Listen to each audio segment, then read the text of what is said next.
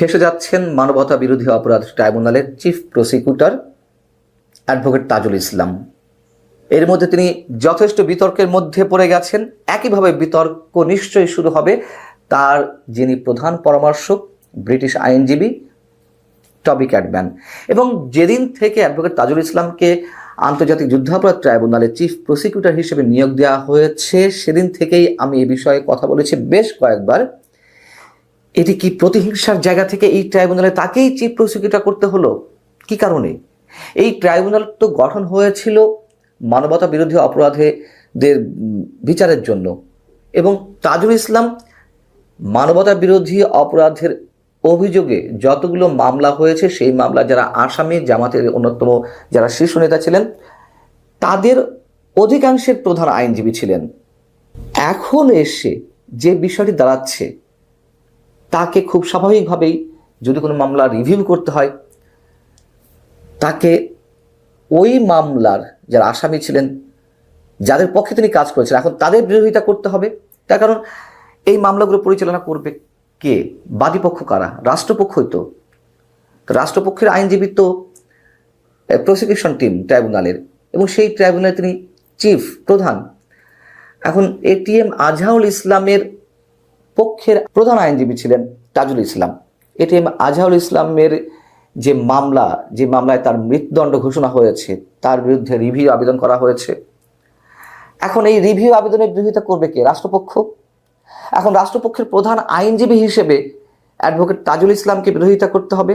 তিনি এই মামলায় সরাসরি আর্গুমেন্ট করেন আর না করেন, স্বয়ংক্রিয়ভাবে তার উপরে তো দায়বর্তায় যায়। এখন বিষয়টি হয়ে দাঁড়িয়েছে কনফ্লিক্ট অব ইন্টারেস্টের বিষয়, অর্থাৎ তিনি একবার এই আসামির পক্ষের আইনজীবী হিসেবে কাজ করেছেন, এখন সেই আসামির বিরুদ্ধে তাকে দাঁড়াতে হবে। বিষয়টি কেমন?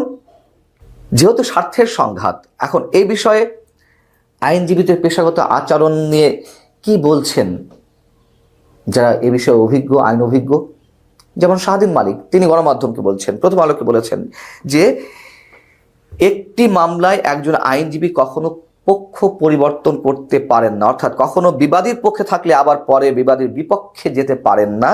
রাষ্ট্রপক্ষ বা কোনো ট্রাইব্যুনালের আইনজীবীর ক্ষেত্রেও এটা একইভাবে প্রযোজ্য। তিনি বলছেন যে আন্তর্জাতিক অপরাধ ট্রাইব্যুনালের মামলাগুলো খুবই স্পর্শকাতর, তাই এই মামলায় আরও বেশি সতর্কতা অবলম্বন করা প্রয়োজন ছিল। আজহারুল ইসলামের মামলার ক্ষেত্রে কোনো আইনজীবী পেশাগত আচরণ ও শিষ্টাচার বিধি লঙ্ঘন করেছেন কিনা তার বার কাউন্সিলের যে বিধিগুলো রয়েছে সেগুলো যাচাই বাছাই করে দেখা উচিত।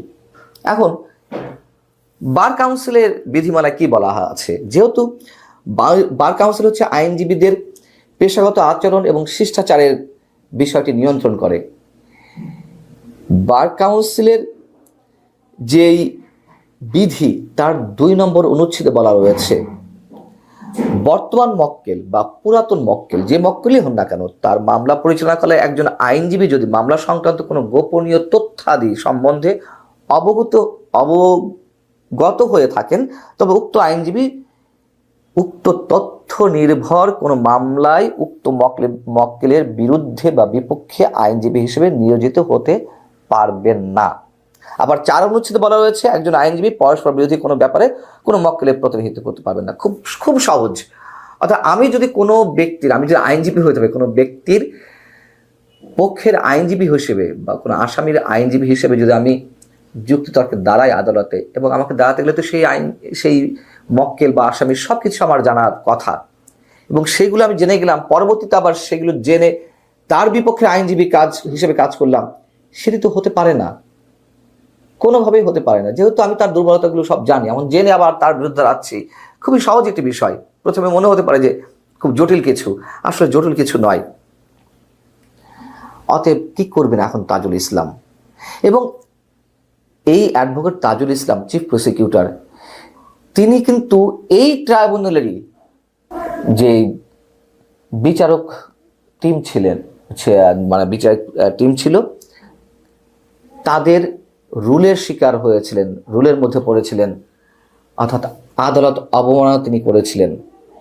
কি করেছিলেন? এই এটিএম আজহারুল ইসলামের ক্ষেত্রেই তিনি তার যে মামলার রায়, সেই রায়ের বিরুদ্ধে অবস্থান নিয়ে বলেছিলেন এটিএম আজহারুল ইসলামের বিরুদ্ধে তা বিচারকদের উচিত ছিল ডাস্টবিনে ছুঁড়ে ফেলা। সেটি না করে তারা তার বিরুদ্ধে যে রায় দিয়েছে এটি অষ্টম আশ্চর্য। এবং এই ধরনের আদালতের বিরুদ্ধে মন্তব্য করায় আদালত অবমাননার জন্য তার বিরুদ্ধে রুল দেওয়া হয়েছিল এবং তাকে নিঃশর্ত ক্ষমা চাইতে হয়েছিল।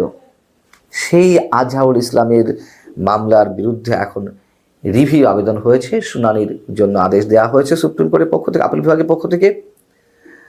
কি করবেন এখন অ্যাডভোকেট তাজুল ইসলাম? একই সঙ্গে টবি ক্যাডম্যানের কথা বলছিলাম। টবি ক্যাডম্যান তো জামাতের যে শীর্ষ নেতারা যারা মানবতা বিরোধী অপরাধে দায়ে অভিযুক্ত হয়ে আসামি হিসেবে যাদেরকে চিহ্নিত করা হয়েছিল, যাদের বিরুদ্ধে রায় দেওয়া হয়েছিল, তাদের লবিস্ট হিসেবে কাজ করেছেন বিভিন্ন জায়গায়। আল জাজিরা থেকে বিভিন্ন গণমাধ্যমে, আন্তর্জাতিক গণমাধ্যমে তিনি কথা বলেছেন। সেই টবি ক্যাডম্যানকেই আবার তাজুল ইসলামের পরামর্শক হিসেবে নিয়োগ দেওয়া হলো। অতএব বিতর্ক উঠবেই। এখন প্রশ্ন হচ্ছে যে আসলে তাহলে কি হতে যাচ্ছে, কি হতে পারে অ্যাডভোকেট তাজুল ইসলামের? আমার মনে হয় কিছুই হবে না। যা চলছে, যেভাবে চলছে, সব তো জবাবদিহিতার ঊর্ধ্বে। আমরা রাজনৈতিক শক্তিগুলোকে, রাজনৈতিক সরকারগুলোকে নানান ধরনের অভিযুক্ত করি যে তা অনেকের বিরুদ্ধে এত কিছু তথ্য প্রমাণ থাকে। আদালতকে আমরা ক্যাঙ্গারু আদালত বলি, যে রাজনৈতিক সরকারের আঙ্গুলের ইশারা এগুলো পরিচালিত হচ্ছে।